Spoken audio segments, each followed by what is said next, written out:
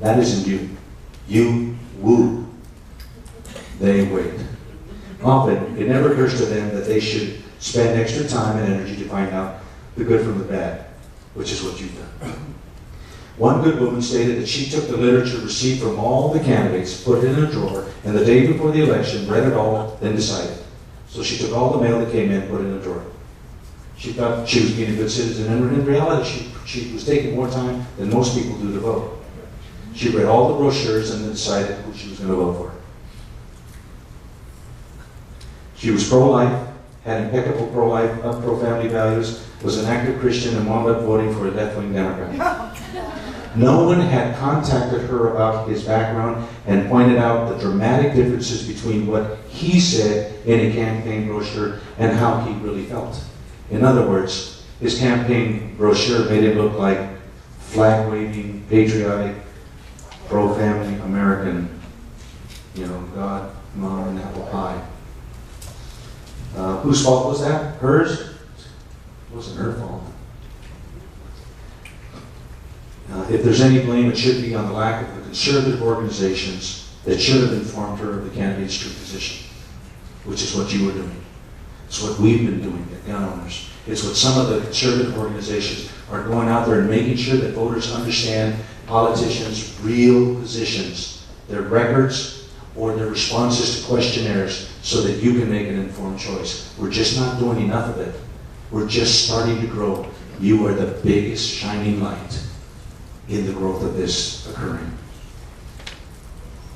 In the primaries, especially in the select open seats, that's where an incumbent has turned out, most of these important state and congressional elections are initially won by some special interest group or network of such organizations. In other words, when there isn't an incumbent, the person that's elected usually has the backing of one or several of the special interest groups. If it's a Democrat seat, it's unions that have gotten together to support a particular candidate, or teachers, public employees.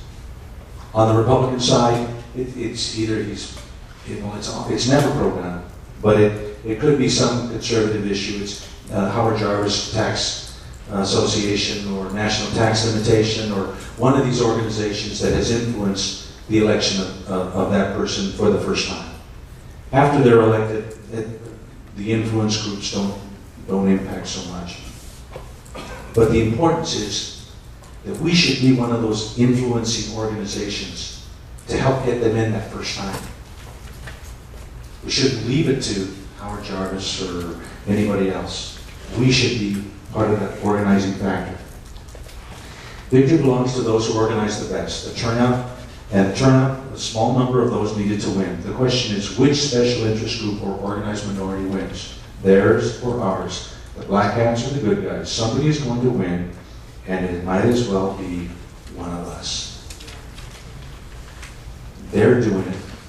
We can do it better because we don't have to lie, cheat, and steal. And that is what they do. They lie on the issues.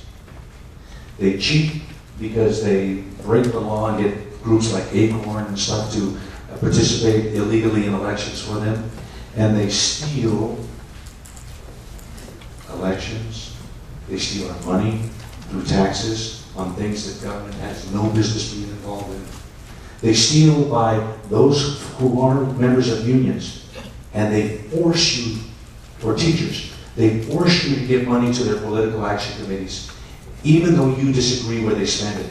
That's called stealing. We should understand that. We have to forget about Civics 101, where we learned that public opinion affects national policy and the majority vote wins. It sounds good in theory, but has little to do with the reality. The politically active humanist knows better, and so should we. The left is the first to stack the deck whenever the occasion arises. Do we know that? Yeah. Okay. Once elected and in the majority, they gleefully gerrymander districts. I have the district maps on my wall, and it's like Picasso would have had a difficult time coming up with something so artfully drafted. They register voters at welfare offices, use dues forced from union membership to turn out the vote, politicize causes, and organize everyone from homosexuals to tree huggers. The leftists have gained influence, but not by appealing to the masses or caring what the public thinks. They care about what their influence groups think.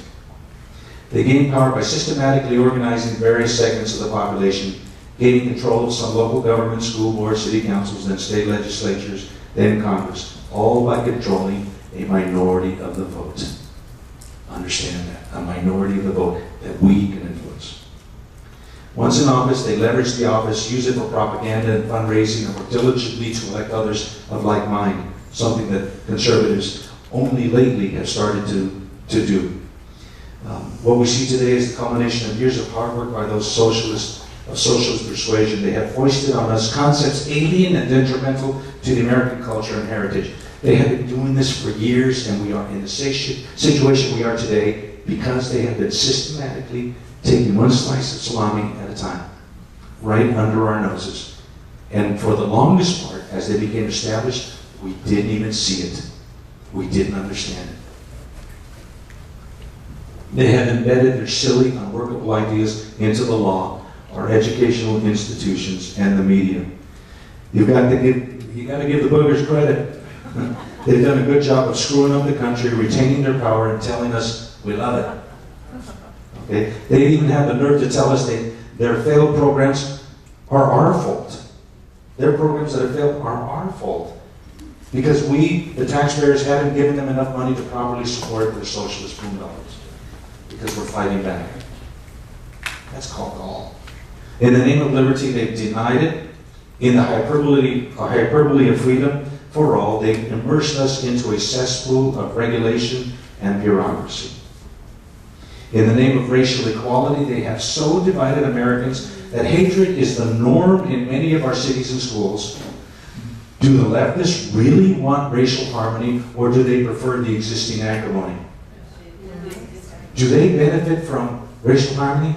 No. All of their structure starts to crumble. One must admit that the division has kept the minorities as a bloc, Democrat vote, and sustained their power.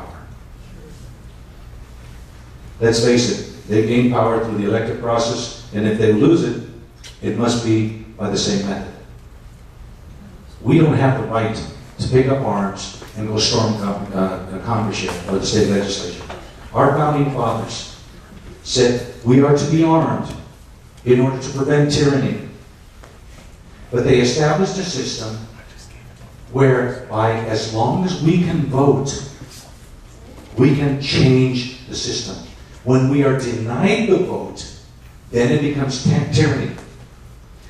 If we have the ability to vote, but we aren't smart enough or organized enough to defeat our enemy, shame on us, because the ability is there.